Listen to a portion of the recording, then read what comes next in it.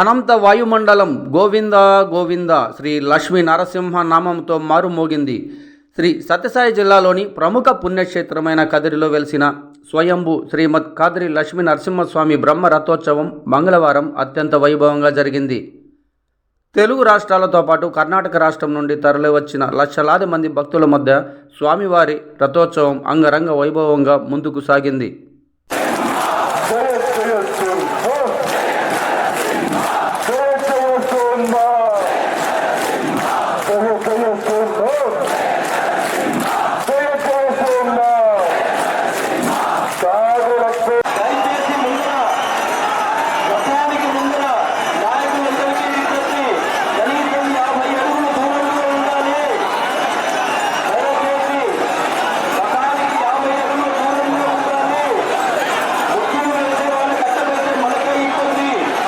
ప్రముఖుల సమక్షంలో శాస్త్రోక్తంగా పూజలు.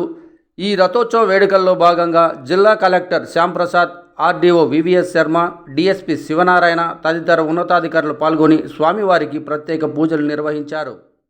కదిరి శాసనసభ్యులు శ్రీ కందికుంట వెంకటప్రసాద్, మాజీ శాసనసభ్యులు ఎంఎస్ పార్థసారథి భక్తులతో కలిసి రథోత్సవంలో పాల్గొని రథాన్ని లాగారు. భక్తులకు అండగా నిలిచిన నాయకులు, రథోత్సవానికి విచ్చేసిన వేలాది మంది భక్తుల సౌకర్యార్థం విజయలక్ష్మి ఫౌండేషన్ అధినేత, ఆంధ్రప్రదేశ్ అగ్రికల్చర్ కమిషన్ మెంబర్ బంగారు కృష్ణమూర్తి భారీ ఎత్తున అన్నప్రసాద వితరణ చేపట్టారు. రథోత్సవంలో పాల్గొన్న భక్తులు స్వామివారి దర్శనంతో పులకించిపోయారు. కదిరి పురవీధులన్నీ భక్తుల కోలాహలంతో కిక్కిరిసిపోయాయి. శాంతి భద్రతల దృష్ట్యా పోలీసులు భారీ బందోబస్తు నిర్వహించగా, స్వచ్ఛంద సంస్థలు భక్తులకు మంచినీరు, మజ్జిగ సౌకర్యాలు కల్పించారు. నలుదిక్కుల నుండి వచ్చిన భక్తులు లక్ష్మీ నరసింహ నామస్మరణతో తమ భక్తిని చాటుకొన్నారు.